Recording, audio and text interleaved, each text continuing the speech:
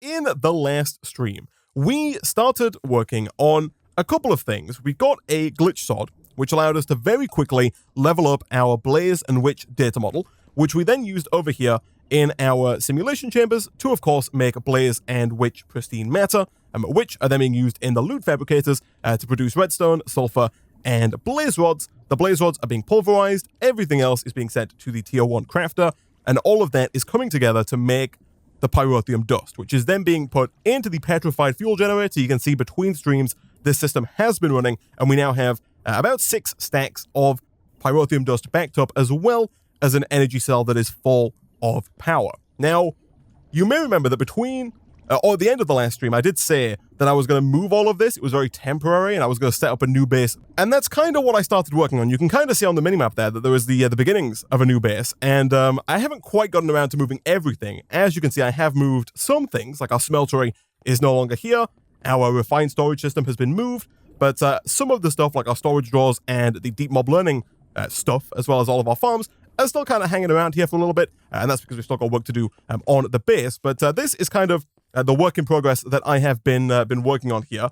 So people in the YouTube comments did remind me that we have the Block Craftery mod installed. You can see in the top left there, it says Framed Stair from Block Craftery. And these are pretty nifty little blocks because they allow you to basically make any block in the game, or any decorative block in the game, into doors, into stairs, into slabs, into slopes, anything you really want to make. And so I made a bunch of these. They're actually super easy to make. It's just some framed blocks, which are just made from sticks. And so I made a bunch of those. And then we have some frame stairs here made from Zenstone. And you can shift right click to take the block off. However, it looks like you don't actually get that block back, which kind of sucks. I will go and get another Zenstone to cover that up. And then we're also using cyan antimatter here as well to cover these frame stairs.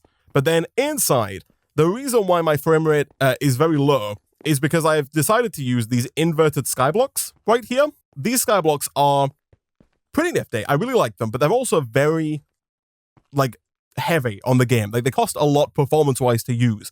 And so that's why currently my frame rate is very low when I'm in here. But they look, basically what they do is they look like the sky. And so in here, we've basically got a big open room that doesn't have much in it just yet. We have some of these Zencraft bricks that we made in a previous stream. We have, for now, a very janky setup with the refined storage system. Of course, at some point, I do want to move over all of my new power system with the petrified generators and hook all that up to this and hopefully make it look a little bit nicer. Hopefully, we're not going to have like any exposed power on the back here. We'd kind of have everything hidden in the floor. But then we have these elevators right here from Open Blocks, which are super easy to make. Once you have a mob farm, that is. They're white wool and ender pearls. White wool, of course, we can make from string. And then if you go ahead and head down, this is our lower floor. And this is where the sky blocks really come into full force, because as you can see, despite the fact that we're underground, we can still see the sky.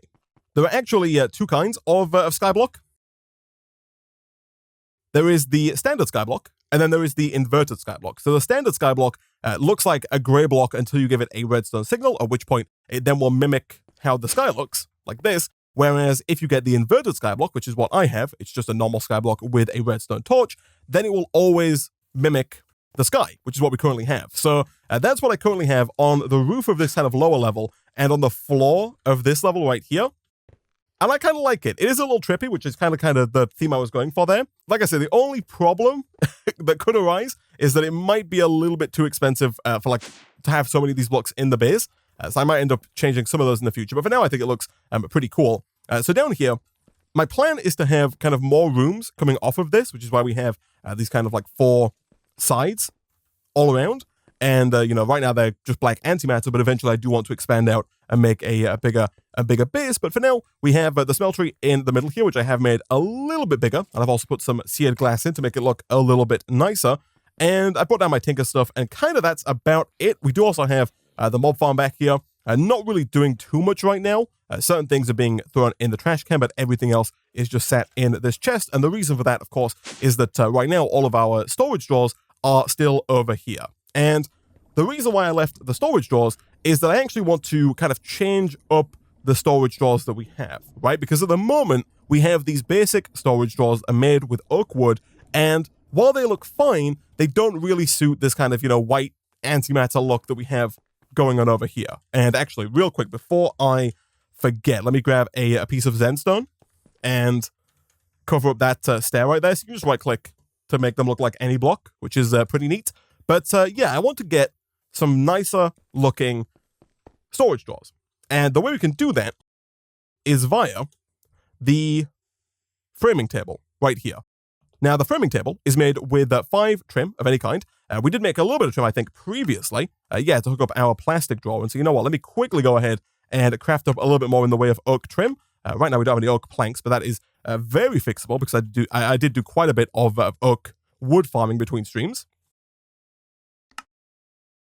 And so once we have the framing table, you can use this to make custom storage drawers. And the way it works is you get one of these drawers down here. So you can get the standard frame drawer, you can get the 1x2, the 2x2, the 1x2 half drawer, etc., like you would with a normal drawer.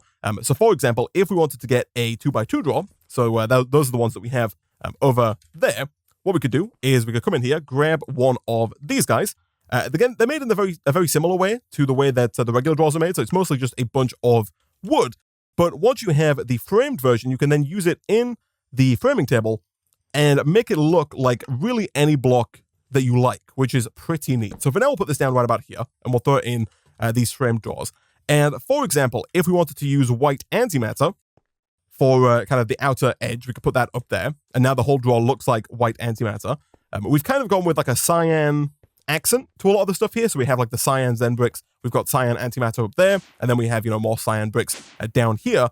So yeah, if we had like cyan antimatter here, we could put that in either as the color for the front blocks, or you can also do it as the color for like the outer edges as well. I actually think this looks like, quite nice. It looks kind of like what we've got going on down here. And, if we wanted to, we could even put like Zenstone in on like the front here, to make that a little different. Or you could put you could like swap it around. So you have the white on the front and the Zenstone on the back. I think this actually looks quite good and is probably a similar design to what we're going to end up going with for the storage drawer system that we have down here.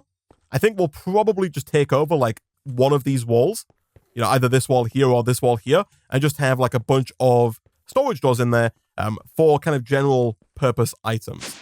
Also, I should mention, these are made out of white lamps from Tiny Progressions. These are pretty easy to make. It's a torch and some white stained glass, which is just glass and, in our case, bone meal. Thankfully, we have like over 1,000 bones from our mob farm, so we can get the white glass fairly easily. The reason for that is that when I initially made this room down here was extremely dark. Despite the fact that these sky blocks show you the sky, they don't actually kind of send through the light from the sky, so it would have been very dark in here had I not used these white lamps, which look kind of like white antimatter from a distance, so that's what we have there. But yeah, like I was saying, I think we're going to have drawers potentially like this in the wall here. I might swap that front out maybe. I don't know if we want black in the walls or not. I actually think this looks fine. I think the white background looks a little nicer than the black one. I think it'll be easier to see items on it. And so I think we'll probably have, a bunch of those in the wall here, and then maybe even some more, over here as well. And I think that could look pretty nice.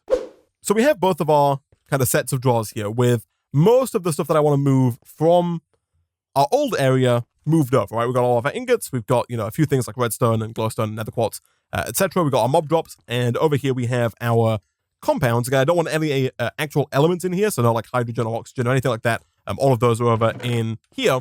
This is just for compounds. Now we need to hook these two up and hook them up to our drawer controller. So to do that, I'm going to use some of this cyan framed trim. And I am now realizing we're going to need a lot more of the cyan framed trim than I currently have here. And I think what we can do for now, at least, is potentially actually run them through this kind of frame here. Like if we get rid of the top line of cyan antimatter, because the trim here looks just like cyan antimatter, we can actually run that along like that, and it looks just the same. Okay, it does mean for now we're going to have to do this and this, and I might change that in the future, maybe to look like these white lamps and kind of embed it in the wall a little bit. That might be what I do. For now, though, that does, I think, connect both those up. So now that we have that up and running, and now we can actually use our system again, and I mentioned it to the Twitch chat, but I will, like over time, kind of, and maybe between streams, I think I will go ahead and refill like all of these in as well, over here and over here. We can, of course, add to our compounds wall. As we get more compounds, we can put more of those in over here, and between streams, I'll spend some time adding in more stuff over here to fill this in as well, with kind of just general items that we have. Stuff like netherrack can end up in there, andesite, soul sand, bone meal. They can all find a slot over here. For now, though, chat, I want to work on getting that wireless terminal, the wireless crafting grid. So let me bookmark that, and let's also go ahead and bookmark the wireless transmitter. Now, to make these, we need to do a lot of smelting, and we also need a few diamonds. Right now, we don't have any diamonds. We can, of course, make diamonds with carbon, but we don't really have that much carbon, and I think it might just be faster to go and do some mining to get those diamonds, especially given our unbreakable pick and ore excavator. But we need to do a lot of smelting, and we also do have the beginning of chapter 5 here. The first quest is for the Ender Pearl. It says kill an Enderman or break some Ender Lilies. Sure. And the first quest is for the manufacturing. Now, the reason why I'm talking about this at the same time as talking about the wireless crafting grid and the wireless transmitter is that Nuclearcraft adds the nuclear furnace, which is a really, really fast furnace. Smelts items very quickly using uranium and thorium ingots and dust as fuel. So if we can get one of these, it's going to make it so much quicker for us to be able to smelt up all of the, raw processes, all of the advanced processes, all of the, destruction cores and construction cores, all the stuff that we're going to need in order to be able to make more stuff from refined storage. So to get that, it is a little pricey though. It requires 4 basic plating, which is lead, cadmium, and the graphite dust. Graphite dust is in the manufactory, so we do have to get that first, but it is just pulverized coal through the manufactory, so not too bad. And then it requires this tough alloy, which is a bit of a pain to make, but I think doable. The tough alloy is made, for now at least, in the smeltery. Eventually we can make it in the alloy furnace from Nuclearcraft, but for now, inside of the smeltery we can make it with ferroboron and lithium. Lithium we have, it's in ore form. You can find it through mining. And ferroboron is another alloy of boron and steel. I think we might have some boron. Yeah, we do. We got 24 boron, and we also have 25 lithium. So that seems very doable. If we wanted to get 4 tough alloys, actually, let me bookmark this. And let's also bookmark the manufacturing, because that is not only a quest, but it's also something we have to make. This, thankfully, doesn't require any tough alloy or any ferroboron. It's actually a pretty easy recipe. It does require one of these copper solenoids, but that's just iron and copper. And then the only thing we're missing here is one more steel ingot. And steel we can, of course, make with iron and pulverized coal. And again, I'm hopeful that our induction smelter over here has just enough power in it to get us at least one more steel here, although I guess we are going to need multiple steel, and so maybe it's not a terrible idea to hook this up. The plan going forward, by the way, and I know we are getting onto a couple of different tangents here, but the plan going forward is to make the structural ducts, these guys right here, from thermodynamics, which are made with lead and iron nuggets, and these are pretty nifty because they allow you to hide, for example, flux ducts in other blocks. So if, for example, we wanted to use these white lamps that we have here, you can craft the white lamps with structural ducts to get these white lamp covers. From there, what we can do is we can go ahead and break like these 2 white lamps here. We can throw down our leadstone flux ducts, and those will, of course, provide power to these flux ducts here. From there, we can then go ahead and just cover these back up with the white lamps, and it looks just fine, right? So that is how we're going to go ahead and hopefully power these in the future. For now, we might just have to move this temporarily to get more steel. Let's see how much steel we're going to need, though, before we start doing that. So the manufacturer we can now make. And we'll probably end up putting that maybe like over here somewhere.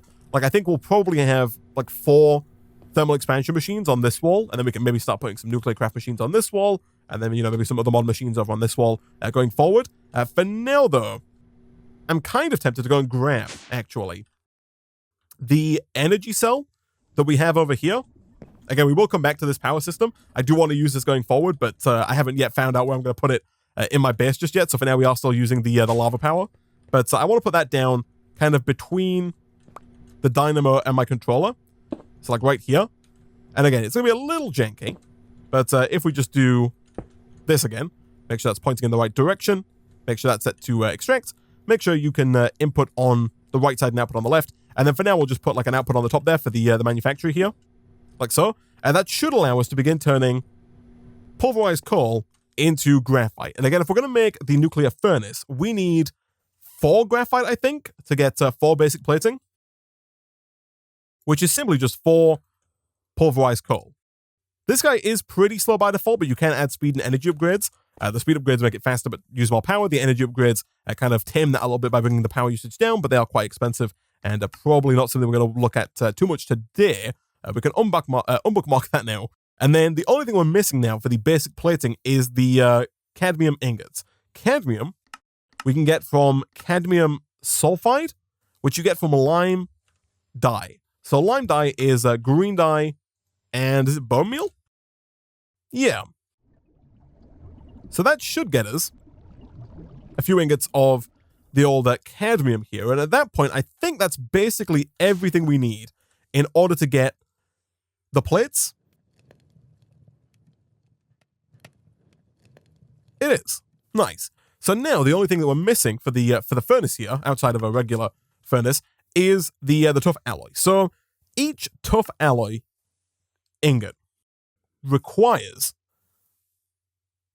half of a lithium ingot and half of a ferroboron ingot. So if we're going to make 4 tough alloy, we need 2 lithium and 2 ferroboron. That actually seems fine. So 1 lithium in the smeltery should get us 2 lithium ingots. And then as far as... Actually, I should take that out, I guess, because as far as ferroboron goes, let me just check if ferroboron is the same. I assume that it is. Yeah, 1 steel and 1 boron gets you 2 ferroboron. So if we need 2 ferroboron, we just have to put 1 steel and 1 boron in there. That's a little harder than it sounds, because we're going to get 2 ferroboron here, but that's fine. So we'll put in 2 ferroboron. We'll also put in 2 steel. That should make the ferroboron. And I think we can also fairly safely put the lithium in as well, because I don't think that's going to combine with any of the stuff that's already in there. I also don't think up until now that we've actually made an ingot cast. We've not. So I think what we're going to have to do as well is grab 2 gold, throw that in real quick. And again, I don't think gold and steel make anything there. But then what we should be able to do is grab, for example, like a lead ingot and make an ingot cast to allow us to pull out all of the ferroboron once it's done. So we'll pull that gold out and get another cast to add to the collection. The lithium and the boron are almost done here. So the boron forms into ferroboron, and then the lithium and the ferroboron form into the tough alloy. So we want to pull out the tough alloy one at a time into ingot form, and at that point we should have everything for that nuclear furnace. Now, as far as actual uranium goes, currently we have 23 uranium ore. Now, can I take uranium as an element and turn that into uranium dust? I totally can. Okay. So I think that's probably what we'll end up doing. And there we go. Okay, nice. So we have the 4 tough alloy. We also have 4 more tough alloy in there if we need it for another recipe, which I think we probably will. Yeah, the alloy furnace requires some tough alloy. And then I'm assuming that the subsequent machines here also require more tough alloy as well. So that's definitely not going to go to waste. And I will go ahead and claim that... we actually got a choice here. So we can get a transparent fission reactor casing, a fission reactor casing, a speed upgrade and energy upgrade, or a transparent fusion electromagnet. I think the fusion electromagnet is probably by far the most expensive part here. And so I think I might take that. We probably are at some point going to do the optional quest to make a fusion reactor, because the fusion reactors are cool. Yeah, I'll take the fusion electromagnet. But yeah, where were we? The nuclear furnace. So the nuclear furnace is now done. As the book mentioned, it does run on uranium or thorium. Not uranium or thorium. You can either use uranium ingots or uranium dust. So I think what we can do is if we take our nuclear craft uranium ore and we run that through our dissolver here, that's going to get us the element that is uranium. We can then take the uranium,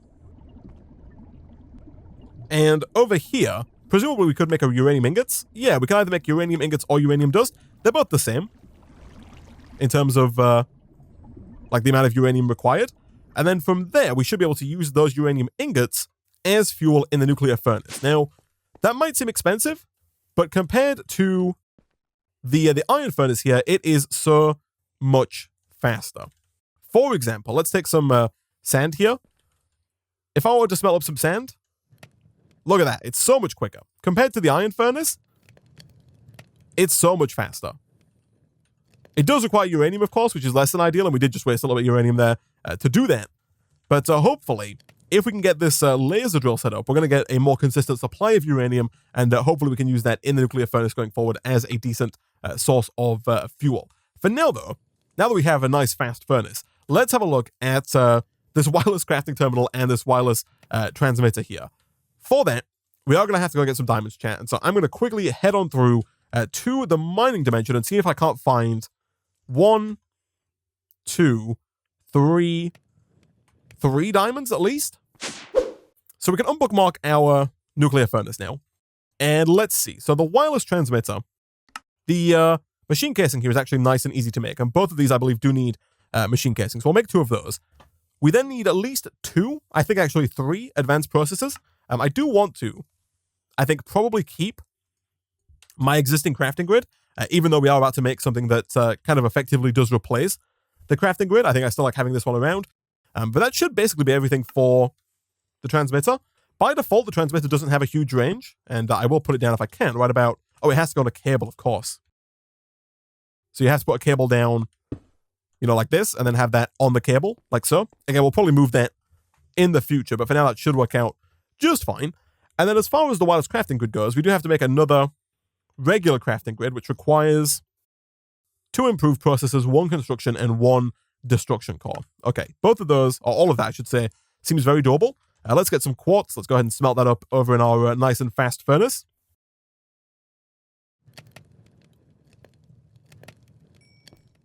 Okay, so I think that's basically everything. If we make a construction and a destruction core, we should then be able to hopefully make a grid. And then from there, we should be able to make that into a crafting grid, just so long as we get a crafting table. And from there, that should be everything for the wireless crafting grid. It is, nice. So if you right-click this onto a controller, or shift-right-click, it should then link. Yeah, so now this is linked to that controller. All we have to do now is charge it. The petrified fuel generator charges items. Ooh, let me go and check that out. Like I said, I still do like the idea of having a wireless charging system, but apparently you can put your items in here for charge. So I'm assuming I can put it in like right there. Oh, you totally can. And so now we should be able to access our system. Now, the next hurdle that we run into is, of course, range. Right now, the wireless range of the transmitter is not that high. If I stand here, we can access our system, right? So we can open this up and we can access our system, which is grand. You can also, if you go to options, controls, and type in wireless, there is the wireless crafting grid, this guy right here. By default, it's set to Control G. I like to change that to Z. Let me quickly check what else is set to Z. So I'm going to get rid of those for now. And at that point, if we just have this in our inventory, when I'm walking around, you can hit that key. Again, by default, it's Control G, but I've changed mine to Z. And now I can access the crafting grid without actually having to have it on my hotbar. I can just hit Z, and suddenly I can access all of the stuff in my system. Now, by default, this has a range of 16 blocks. You can increase that with range upgrades. They are a little pricey and not tremendously great. So getting a large range is a little trickier. You know, if we were to go ahead and get a few of these here to try and make a couple of range add-ons, I think, unfortunately, they each upgrade the range by like a static amount and does also increase the power usage. So right now, our system is currently using 14 RF per tick. You can see at the top there in the controller. If we put this in, that goes from 16 to 24 blocks. So it goes up by 8 and increases the power usage to 22. So not a huge increase there. If we put in a second one, it goes up to 32 and then to 40. So again, not a huge increase. It did approximately double the power usage there. Again, 38 redstone flux, not tremendously high. Definitely something we can work with. And in fact, I guess while we're here, we might as well go ahead and make that last one. So really, if you want to get a much larger range, I think you just have to put down multiple of these wireless transmitters. I think that's really the only way you can do that. So yeah, that takes us up to 48 blocks in total. That gets us, let's have a look. Whereabouts does that let us? So we can still access it up here. I'm assuming this is more than 48 blocks away. We can still access it there. Yeah, so like over here is out of range. But that's quite a wide range. You know, like over to here from where we put it down. That's probably fine, right? given that hopefully going forward, we're going to be spending a lot of our time like in this base, that should mean that effectively we can access our refined storage system from anywhere within inside the new base without having to fly over to the actual crafting grid here. People have pointed out as well that we have a quest unclaimed. Because I spent so much time building the base between streams, we have completed finally the time played quest line here. It says, please, I beg of you. So we played for 1.4 million ticks, I think that is, which is not a crazy amount of time. If we look at our time played, you'll see some people have played a crazy amount of time. We have played about 26 hours in total here, so not an insane amount in the grand scheme of things. But we did get a Shulker trophy, which might actually give us something. Oh, it does. It gives us levitation. So I believe by default, trophies from random... they're from open blocks. I believe by default, trophies from open blocks might be like just a drop chance. Like you can get these if you kill enough Shulkers, I think. But they do all give you like a unique effect. The Shulker one gives you levitated, which is, I guess, nice to have if you want that for whatever reason. But now that we have that wireless crafting terminal, we can go ahead and unbookmark both of those there. I want to look at getting the laser drill and the laser base. Because like I mentioned before, if we can get the laser drill and the laser base going, we can then start to generate resources passively, right? We can leave our base going, we can leave things chunk loaded, and we can start to get ores and gems and all that kind of good stuff without having to go mining for it. The way it works, by the way, you need 1 laser base and 4 laser drills. We're going to need a couple of things. We're going to need a few machine frames, 5 in total. We're going to need a bunch of plastic. We're going to need a bunch of diamonds and gold to make all of the gears. Again, we need 1 laser base, so that's 8 diamonds right there. And then we need 4 laser drills.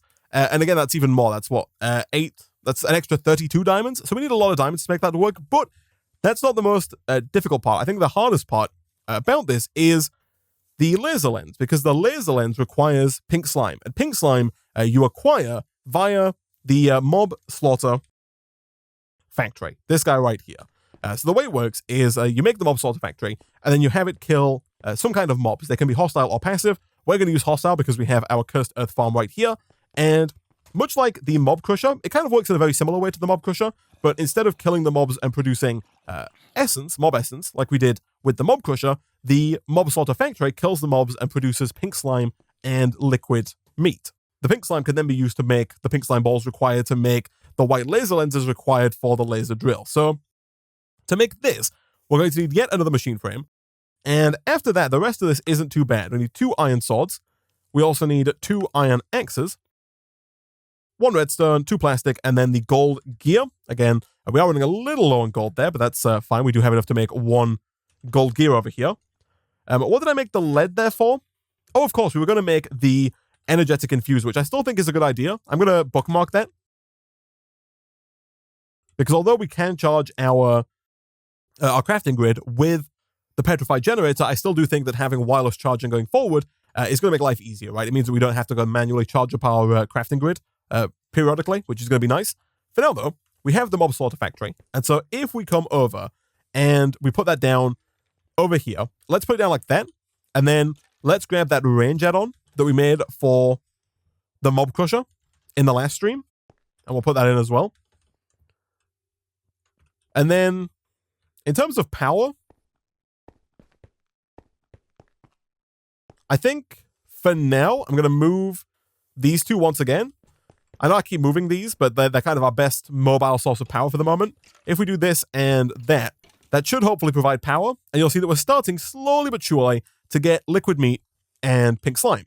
And hopefully what will happen is slowly but surely more mobs will spawn in.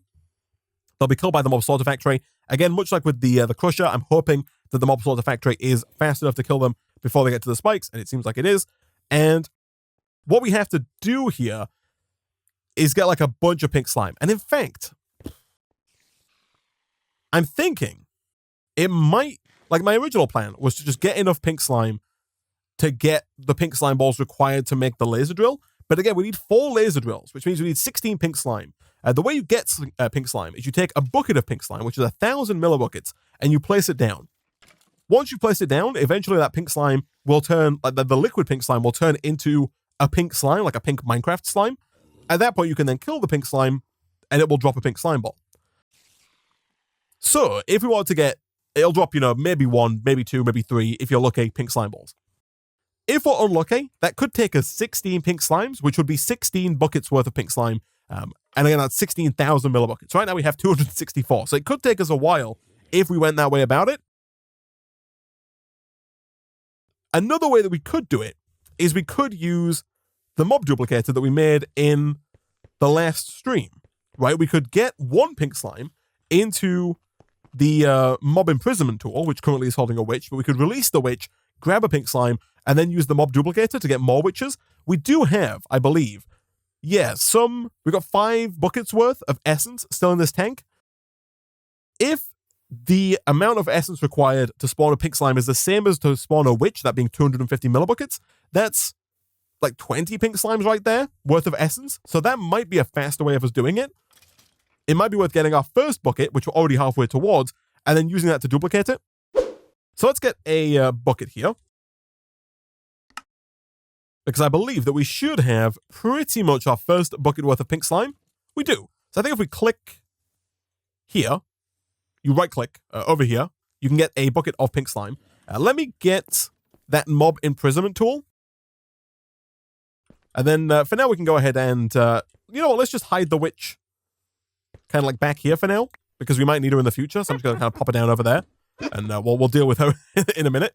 So with the pink slime, what we can do is we can kind of put down some blocks, drop the pink slime down, and then that should eventually turn into an actual pink slime. At that point, we have the mob imprisonment tool ready. We should be able to grab it and then duplicate it with our mob duplicator. Ah, here we go. Our pink slime. So let's go ahead and grab this guy. Perfect.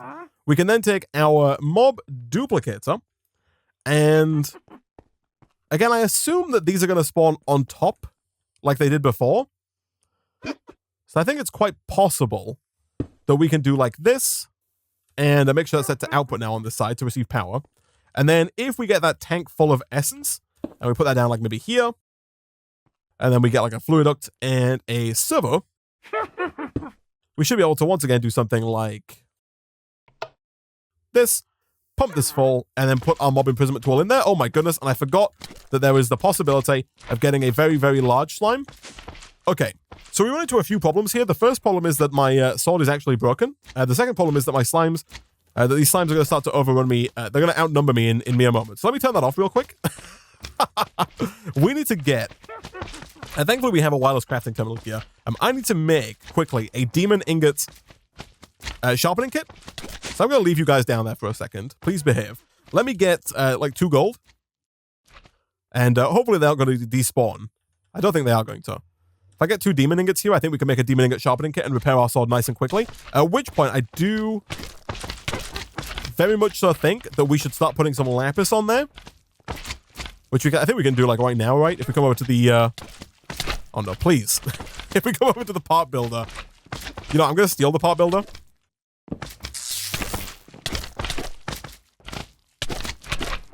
This is not the way that I intended this to go.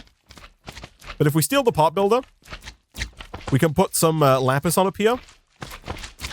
And that's going to add luck. So I think I will add luck 1. And then I don't think it requires an extra modifier to go higher. I don't want to use too much lapis here. My gosh, the sounds are so loud. Let me turn those guys down just a smidge. They're not hostile, eh? We're calling these guys friendly creatures, if you say so. And then let's try and get that sharpening kit in there. So now we can repair this. There we go. We got a bit of looting on there. We don't have so much lapis to I want to go too hard on this. I think for now looting 1's going to have to do. But let's see. This should be more than enough pink slime, I think. And of course we can go ahead and duplicate more of them. I forgot about the fact that they would spawn like such large slimes. I was expecting 16 small slimes. But this should be more than enough, I think. Yeah, like there are a ton of pink slimes here. Perfect. 24 pink slimes. 25. 27 pink slimes. Nice. And we do still have a little bit more essence in here should we want even more pink slimes going forward. And so that was a little janky, but we should now have everything that it takes to make 4 white laser lenses. We do, of course, need some white glass, which, again, not going to be a problem for us. We made quite a bit of it for the white lamps here. And then from there, we can get the stained glass and, therefore, the 4 white laser lenses. Perfect. So I think, once again, chat, we are going to have to head back down to the Deep Dark because we need a ton of diamond gears. We need 10 diamond gears, so we need 40 diamonds if we're going to get this laser drill up and running. People do make a good point that we should put lapis on our pick as well. That's going to increase our chance of getting diamonds. Now, I believe the way that luck works on a pickaxe is, and also we can move this back down now that we're no longer cowering from pink slimes, but I believe that on a pickaxe, you can just put on the 1 lapis, and over time, the luck will go up. Like, obviously, we could put more on just to increase our luck right away here, but I believe that will slowly but surely go up on its own over time, just as we do more mining.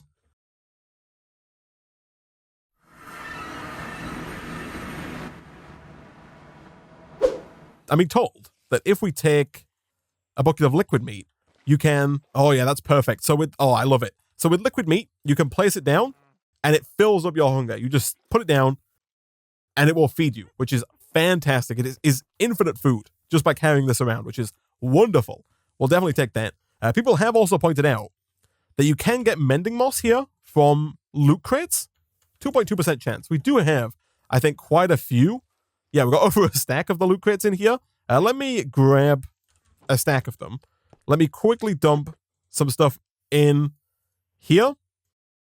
And then let's open these and see if we can't get some mending moss. The mending moss, it's being recommended. We did get one. It's being recommended I should put that on my sword so that it can kind of slowly repair itself over time. And we do have one. Like, unfortunately, we don't have enough modifiers left on our sword to where we could feasibly get unbreaking on it anytime soon. So I think it is probably a good idea to throw some mending moss on there. That gives it the ability to repair itself with experience, I believe.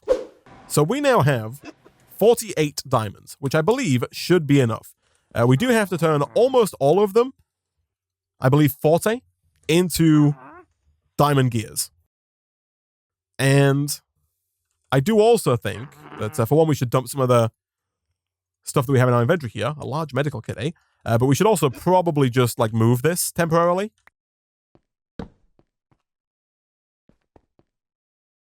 Like here, so we can actually get those diamonds at a reasonable pace. So, we should now have everything that we need to make 5 machine frames. 1, 2, 3, 4, 5. And then from there, let's see. Do we have what it takes to make the laser drills? I think we do. We need some glowstone. So again, we need 4 laser drills. 1, 2, 3, 4. And then we need 1 laser base. For the laser base, we're missing 1 more glowstone, as well as 2 golden gears. So we'll take 8 gold ingots, run those through the old compactor. And at that point, we should finally, chat, be good to go. All we have to do from there is actually put these down and grab a chest. And if we give it power, we should then begin to actually get resources automatically. So we'll take both of these. And for now, we'll do it over where our power is, where our petrified generator is. In the future, we will change that, I think. Yeah, like I said, for now, we'll put it like somewhere over here just to kind of show how it works. So we have the laser base, and then around it, you put down the 4 laser drills. They go 1 block away, and you want to place them down kind of facing this way.